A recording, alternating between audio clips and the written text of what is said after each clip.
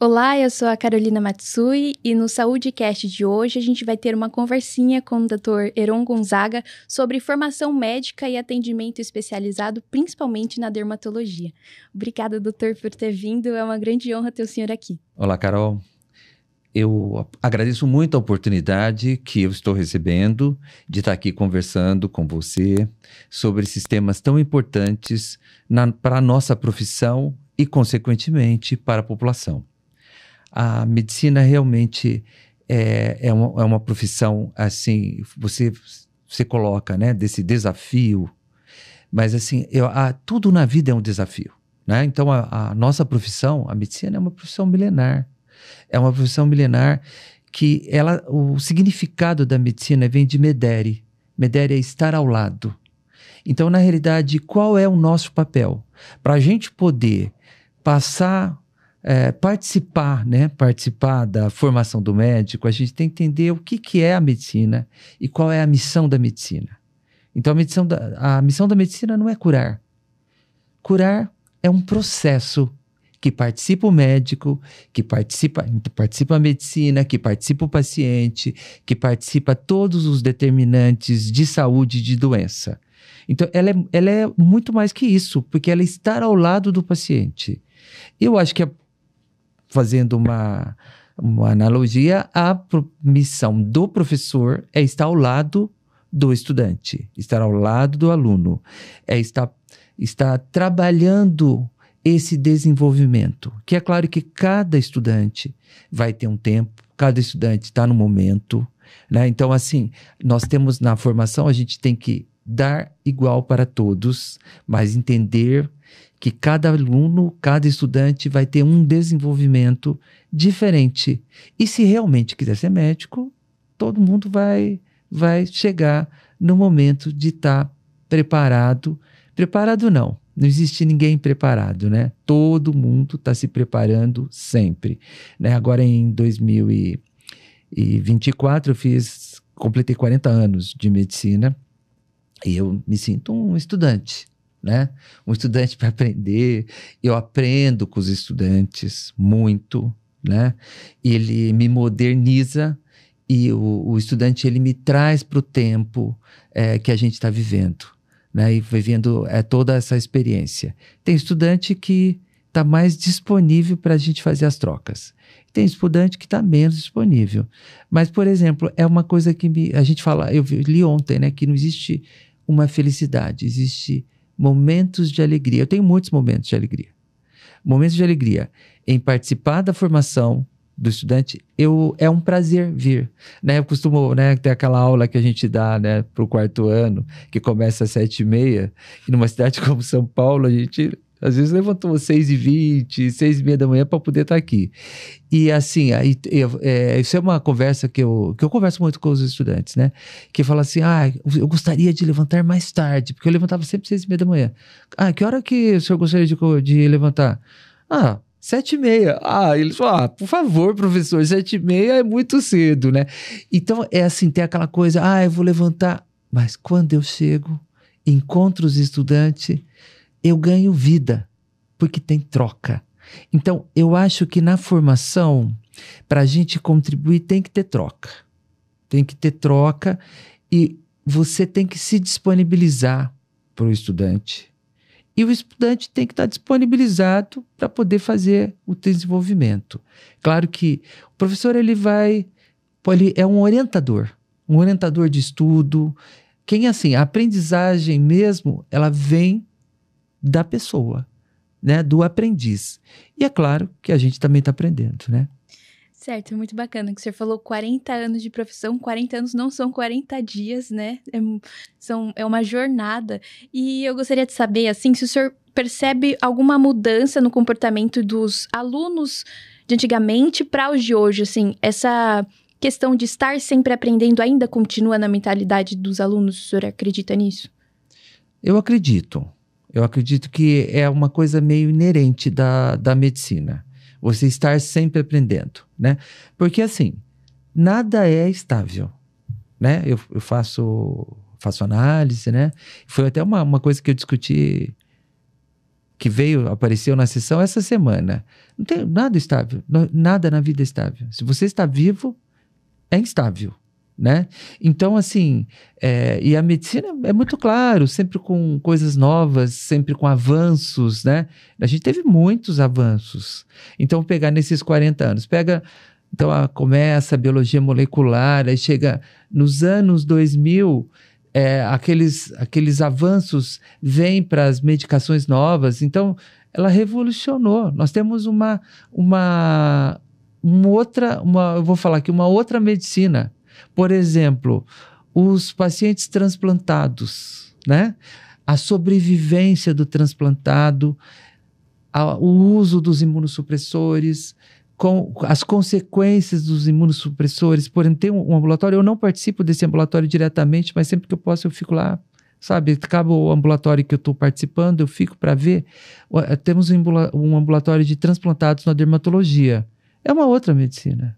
Então, esses pacientes eles estão sujeitos a ter riscos de cânceres aumentados, de cânceres de pele, e que se manifestam assim com tamanhos muito maior, sabe? Lesões que normalmente seria assim de 1 centímetro, vem com 5, 10 centímetros, sabe?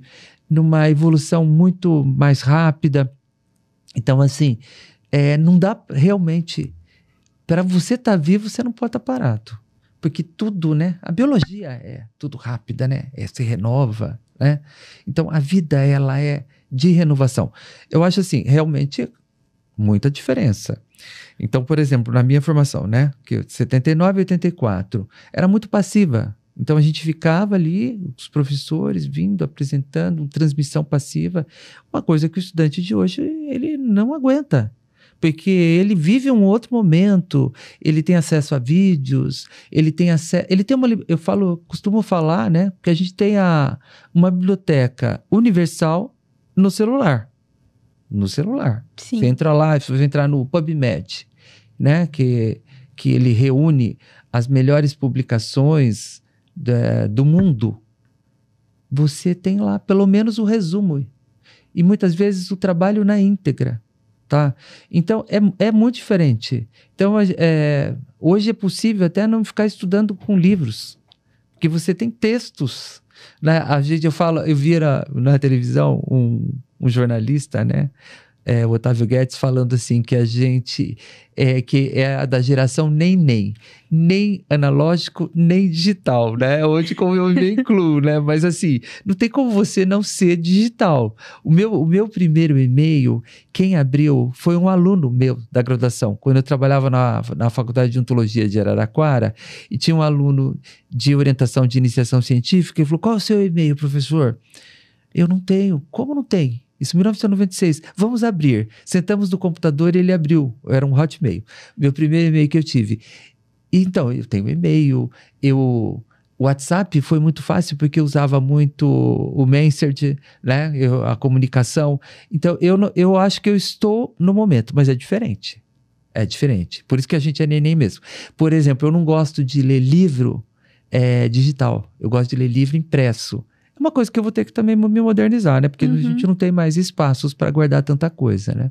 Sim, nossa, que interessante, né? O passar do tempo vai mudando e as pessoas têm que acompanhar, né? É muito interessante que o senhor consegue acompanhar, e uma coisa que eu queria falar também é que o senhor é bastante ativo nas redes sociais, né? Eu acho isso muito bacana e é uma coisa que o senhor adquiriu, né? No começo não tinha isso, né? Como que foi esse processo?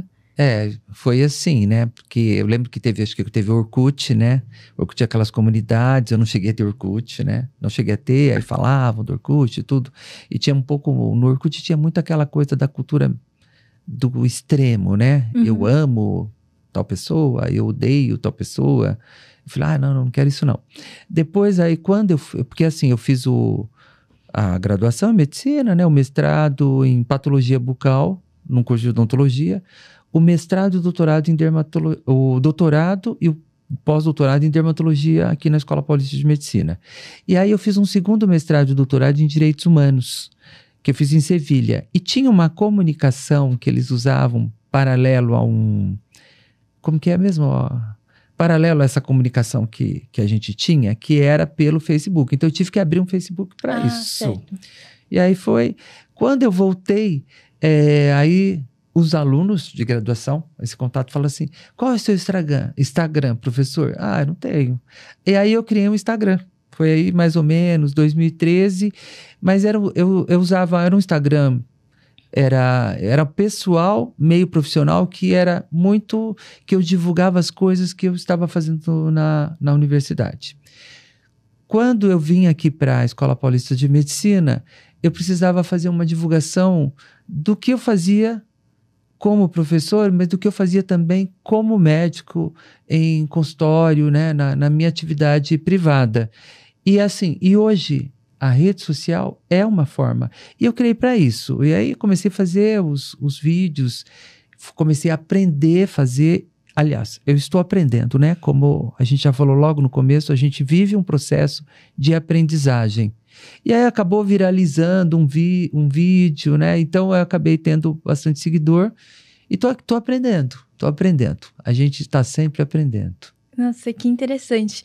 O senhor poderia dar, assim, alguma dica para os alunos que estão começando agora, assim? O senhor acha... Eu acho muito importante, assim, você ter esse perfil na rede social, mostrar quem você é, mostrar o seu trabalho, mas também tem algumas coisas delicadas, né? Não pode mostrar determinada coisa, determinado procedimento, mas o senhor faz isso com muita sabedoria, assim. É um perfil bastante popular, acessível e muito respeitoso, assim, com a medicina, né? Eu acho que esse é o ponto, super importante, porque a gente tem visto coisas assim muito vou chamar de inadequadas, né? Nem sei qual é o termo certo, na rede social.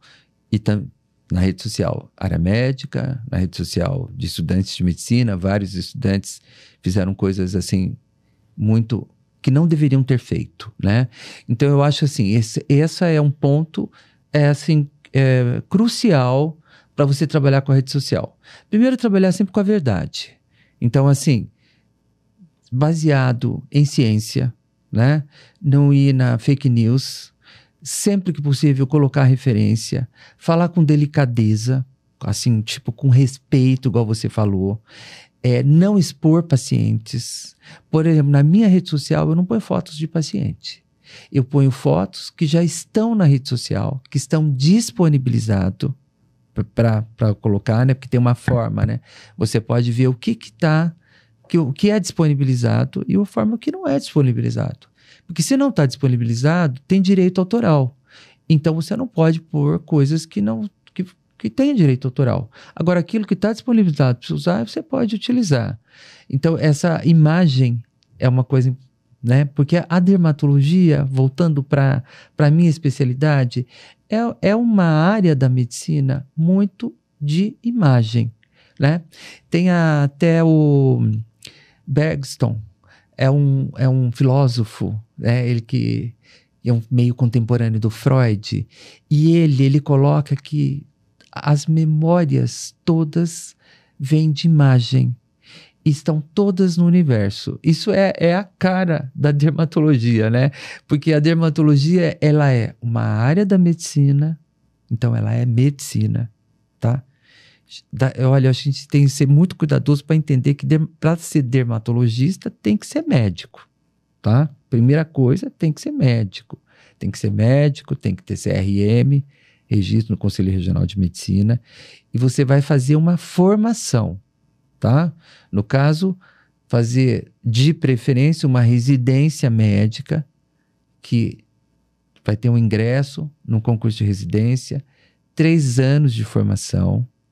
E aí quando você faz a residência, você vai ter um registro, RQE, Registro de Qualificação de Especialista, que nessas residências credenciadas pela SBD e pelo MEC, você já sai com esse registro. Mas, em regra, né, veja assim, os nossos médicos residentes aqui da Escola Paulista, em regra, ainda presta a prova de título de especialista pela Sociedade Brasileira de Dermatologia. Né? Se você não fez uma residência, você fez um estágio reconhecido pela sociedade, aí depois você vai ter que prestar esse título de especialista para ter o RQE. E esse RQE que fala que você é especialista, né? Gosto assim, a mulher de César não basta ser honesta, ela tem que mostrar que ela é honesta. O dermatologista ou qualquer outro especialista, não basta falar que ele é. Ele tem que provar. E ele prova com o RQE. E a população? A população pode saber o que é isso. Como acha? Ela entra no site do Conselho Federal de Medicina e ela coloca o nome do médico. Se ele for médico, o nome dele está ali. Porque se não tiver, ele não é médico. Ou ele pode até ter feito medicina, mas ele parou de exercer a medicina, sei lá, várias outras razões que não veio o caso nesse momento discutir. Mas se o nome dele está ali, ele não é médico. Não está ali, ele não é médico, então ele está ali. E aí quando você acessa, põe no nome dele, você vai acessar, vem todas as informações assim sobre ele. O nome completo dele, o número dele no Conselho Regional de Medicina que ele está registrado, e se ele for especialista vai ter o RQE e que especialidade ele tem RQE, tá? Então assim, eu acho que nesse momento a gente tem muitas pessoas que realmente não são especialistas. Então eu vejo assim, você colocou da minha rede social, é muito frequente eu falo, a pessoa escreve e fala, olha, você tem que procurar um dermatologista. Porque a rede social ela não é para fazer consulta. Inclusive, é proibido. Fala, consulta online. Existe consulta online. É permitido consulta online. Mas você tem que ter plataformas próprias para isso. Que não é plataforma de Instagram, de YouTube, de TikTok, né? Aí a pessoa falou, isso, eu respondo, isso você vai ter que procurar um dermatologista. Não, eu já fui em vários. Será que você foi mesmo? Né? Porque não basta a pessoa falar que ela colocar uma placa. Por exemplo, a pessoa não pode nem escrever dermatologista, mas a gente vê, às vezes a pessoa escreve dermatologia. Já vi isso na rede social mesmo. Dermatologia. Essa era uma dúvida. Não, para o dermatologista, que escreveu dermatologista, ele tem que ter RQE. Registro de Qualificação de Especialista. Né? O dermatologia, então, seria uma forma de driblar o título de especialista. Se bem que agora saiu uma normativa em 2024 que qualquer coisa que você for numa rede social, você tem que pôr o CRM e o RQE. Pode ver que nos meus vídeos eu sempre coloco essa caixinha. Tá? Além de estar lá no perfil da rede. Tá? Você economiza palavras em outras coisas, mas tem que ter o CRM e o RQE se você está falando que é especialista, né? Se você não está falando, está falando que é médico, né? Você pode colocar só o CRM. E é importante isso para também diminuir o charlatanismo dentro da rede social, né? Porque parece que hoje todo mundo é um grande especialista em qualquer tipo de assunto, né? Tudo que viraliza parece que do nada criam grandes especialistas sobre aquele assunto, mas que não é real, né? E eu adorei esse ensinamento de buscar o profissional no site e saber, até para uma segurança sua, né? De ter o direito de passar realmente com um especialista, no caso, e é uma jornada, e é bom também para respeitar também, né? Essa jornada do profissional que fica anos estudando, né? É uma preparação de muito tempo, né? Não é assim. Eu falo assim, quando você resolve fazer o curso de medicina, você tem que estar consciente que é um caminho. Aí, esse caminho começou lá no primeiro ano da faculdade, né? Aí, no sexto ano, vai finalizar, agora vai finalizar a primeira parte da preparação. Depois, o médico residente, ele é médico, tá? Então, na realidade, é um profissional. Você fala, é diferente, não é igual quando você está no sexto ano. É uma pessoa que tem responsabilidades maiores, né? E ela ainda, naquele momento, ela conta com uma pessoa mais experiente que vai estar auxiliando e vai estar dividindo responsabilidade também. Então, quando um paciente é atendido num programa de residência pelo médico residente, tem ali o preceptor que está respaldando ele, tá? Então, não é igual, você fala, nossa, você é estudante a vida inteira, você vai ser um estudante profissional. Depois, um estudante profissional. Um estudante que, inclusive, não é só os acadêmicos que são as pessoas melhores preparadas. Essa é uma opinião minha. Tem pessoas muito preparadas. Claro que ela não vai ter paper, ela não vai ter qualis, ela não vai estar interessada no Lattes, né? Porque é claro que se você está na academia, você tem que cuidar de tudo isso. Mas ela é uma pessoa preparada, ela é uma pessoa que estuda. Eu conheço pessoas que leem artigos. Não é que só vão no congresso, né? No congresso, cada conferência... Desculpa. A conferência às vezes é muito curta, né? Então ali, tal, né? Então fotografa. Tem gente que fotografa as referências e lê o artigo. Então a gente tem profissional muito bem preparado para atender. E tem profissional... É como na vida. Porque a nossa profissão, ela não é diferente das outras, né? Porque, inclusive, eu nem considero a medicina a profissão mais importante. Costumo falar, eu tenho 2 irmãs dentistas. Uma já faleceu e outra não. Quando eu tô com dor de dente, eu não quero um médico. Eu quero um dentista, não é? Eu quero um dentista. Então, assim, todas as profissões são importantes. A gente não é melhor que os outros. Porque ficou muito tempo a medicina como um topo. Nossa, é quase Deus. Não, não é Deus. A gente é médico. A gente é um profissional que tem que estar muito bem formado, muito bem preparado e que tem que ter também uma relação médico-paciente muito boa.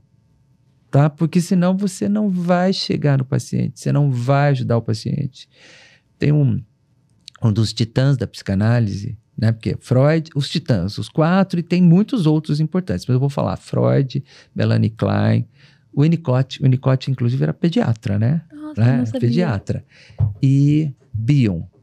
A Melanie Klein não era médica, mas o Freud, médico, o Bion e o Winnicott também. E o Bion, ele coloca assim uma questão, né? Toda uma teoria que ele desenvolveu que chama experiência emocional. Então ele coloca que o psicanalista, e eu entendo que o médico também, ele disponibiliza a mente dele para ter uma comunicação com a mente do paciente, que é uma coisa que acontece com o bebê e a mãe, tá? O bebê e a mãe. Então, estou falando de uma forma assim, muito simples, né? Que me perdoem os psicanalistas, né? Que tem toda essa teoria. Eu fiz um curso de formação em psicoterapia psicanalítica para poder me estruturar para atender como médico, não para ser psicanalista. Eu teria que fazer formação psicanalítica, né? E assim, a mãe tem essa comunicação com o bebê. Então, assim, né? Então, as angústias, né? Porque nós somos seres angustiados. O problema não é ter angústia, o problema é o que a gente faz com a angústia, né? E aí, a angústia do bebê, a mãe que faz essa experiência, ela recebe, né, esses elementos que eles chamam de elementos beta, né, que são produzidos na angústia, e ela digere esses bebês em elementos alfa e devolve elementos alfa. Eu vou usar até um exemplo que uma professora usou no curso, né? A Patrícia, no curso que eu fiz de psicoterapia psicanalística, uma psicanalista. Ela fala assim, ela contou assim, essa história, achei muito representativa. Então o bebê tá chorando, o bebê tá irritado, aí a mãe pega e fala, você tá cansado, você tá com calor, vamos dar um banhinho, um leitinho, e o bebê fica bem. Então ela pegou os elementos beta, digeriu e devolveu alfa. A mãe que não está com as condições, porque nós somos seres humanos e os seres humanos são falhos. Então eu estou colocando isso da mãe e do nós, médico, né? Porque o médico tem essa função de maternagem. Às vezes a gente tem função de paternagem, está no lugar do pai, e às vezes da mãe. Aí a mãe que está irritada, está cansada, está com uma depressão pós-parto, eu não aguento mais essa criança, só chora, toda hora chora. O que ela faz? Ela pega os elementos beta da criança, piora os elementos beta, aumenta e devolve beta. E fica para a criança ter que dar conta. É igual o paciente, ele é um bebê que chega para a gente, né, com os elementos beta dele. Olha, eu tô com essa doença incurável, eu vou ficar mal. Aí o que você pode falar? Não, por exemplo, a psoríase é uma doença que tem remissão, né? Falar, a psoríase não tem cura, mas ela tem remissão. O que é remissão? Remissão é você melhorar muito, diminuir muito o número de lesões, ou até mesmo ficar sem lesões. E essa remissão pode ser para sempre. Aí o paciente chega e fala, não tem cura, porque pode recidivar, né? Se bem que isso é um jogo de palavras, né? Isso é uma semântica. Mas você pode ficar sem nada. Fala, mas se voltar a gente trata de novo. Olha aqui, se você pegou os elementos beta e devolveu alfa, mas você pode fazer o contrário. Você pode falar assim, realmente não tem cura. Acostuma com isso. Essa vai ser a sua vida. Então, isso não é a função da medicina. A função da medicina não é curar, mas é fazer essa função de maternagem, tá? Que pode acontecer? Pode acontecer. Por quê? Depende do momento. Esse mesmo profissional, com o mesmo paciente, pode de outra vez fazer diferente. Nossa, muito interessante, muito interessante. E a importância dessa formação psicanalista também é muito bom, assim, para a relação médico-paciente, né? Porque o paciente sempre procura a gente em algum momento de aflição, né? Ninguém vai procurar um médico, é que tá tudo tão bem na minha vida, então eu vou procurar um médico, né? Não é assim, sempre é num momento, assim, delicado. E é muito importante o médico saber lidar com essa experiência que vem para ele, essa experiência emocional, né? Então, até nisso a gente tem que estar preparado para técnica, para medicina de fato, e para essa outra medicina, o outro lado da medicina, que é essa medicina emocional, de tratar emocionalmente também o outro, né? De lidar com o sofrimento, né? Porque assim, igual você falou, a medicina, ninguém vai fazer prevenção, promoção de saúde, muito raro, né? Inclusive não tem nem muito acesso, né? Que até ter gente, não. Eu vim aqui porque eu quero ver se está tudo bem, um check-up, né? Toda aquela coisa. Mas geralmente a pessoa vem em sofrimento. Então você tem que dar conta do sofrimento do outro. Você fala assim, o ideal seria que todo mundo fizesse psicoterapia, né? Principalmente a gente que trabalha com sofrimento. Tem pessoas que eu nem vou falar que não precisam. Em algum momento precisa, em outro não. Tem pessoas que dão conta, que elas oferecem a escuta, elas conseguem ouvir o paciente, escutar o paciente, que consegue sair coisa boa, que é o acolhimento, porque agora a gente está chamando aqui de experiência emocional, mas pode ser acolhimento, tem empatia, tem compaixão, tem vários nomes, às vezes, para você fazer a mesma coisa, tá? Mas assim, tem que ter, se a gente tiver consciência que não existe nada estável, sabe? Tipo assim, eu sempre tive bem, mas em algum momento pode ser difícil, né? Porque a vida põe desafios pra gente. Nós vivemos num planeta que existe morte, né? Uma dimensão, vou falar, né? Não é um planeta só, né? Uma dimensão que, independente de tuas convicções religiosas, existe morte. Independente da tua fé, a perda de pessoas queridas trazem sofrimento. Então a gente tem que estar isso trabalhado, porque o outro que nos procura também está em sofrimento. Então, eu dou conta de atender uma pessoa que tem sofrimentos parecidos com os meus. Vai mexer com os meus sofrimentos. Vai mexer com os meus traumas. Com as minhas dificuldades. Eu acho que se a gente tiver isso bem consciente, tem gente que fala, não vou dar conta. Acho que eu vou fazer uma especialidade médica, que tem muitas, que eu vou ter pouco contato. Vou trabalhar com imagem, vou trabalhar com, porque também imagem, né, com a anatomia patológica, Só que eu vou ter que me relacionar com os colegas, né? Tem isso. O relacionamento humano, se você é ser humano, não tem como escapar, né, Carol? Não tem como. Não tem como, né? Vai ter que relacionar com os outros médicos. Com alguém você vai ter que se relacionar, não tem como fugir. Não tem como fugir. E eu gostaria, assim, de deixar agora em aberto. O senhor tem alguma mensagem para passar? O senhor quer deixar algum recado para quem está nos assistindo? Olha, eu quero, assim, agradecer esse momento, porque, assim, a gente pôde falar de coisas da medicina, de aspectos, mas que se apresenta como coisas da vida. Porque a medicina, ela faz parte da vida. A medicina, a educação, entendeu? Então, assim, e o afeto tem que estar presente, tá? Então, assim, tipo, não tem educação sem afeto, sabe? Paulo Freire, ele foi gênio quando ele fala isso.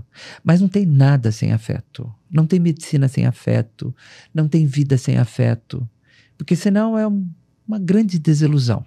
Então, assim, nesse ponto, eu acho que eu tenho essas características desde criança, que eu nem percebia, sabe? Então, assim, ter fé, ter esperança, ter assim, gostar de pessoas, né? E às vezes tem umas pessoas difíceis, né, Carol? Sim. Mas, como eu estava conversando com o produtor aqui, com o Arthur, tem que ver a parte boa de cada pessoa, né? Da gente tentar trabalhar a conciliação, trabalhar para resolver as coisas, porque a gente vai todo mundo junto. Não dá para ir sozinho. Você só cresce em conjunto. Nossa, que lindas palavras, professor. Tenho a agradecer muito todos os conhecimentos. E o senhor falou também sobre afeto, e isso transparece muito em todas as aulas que eu tive com o senhor, em todos os conhecimentos. Foi incrível. O afeto realmente está sempre presente, assim, como médico e como professor. Obrigada, viu? Muito obrigado. Eu agradeço muito a oportunidade.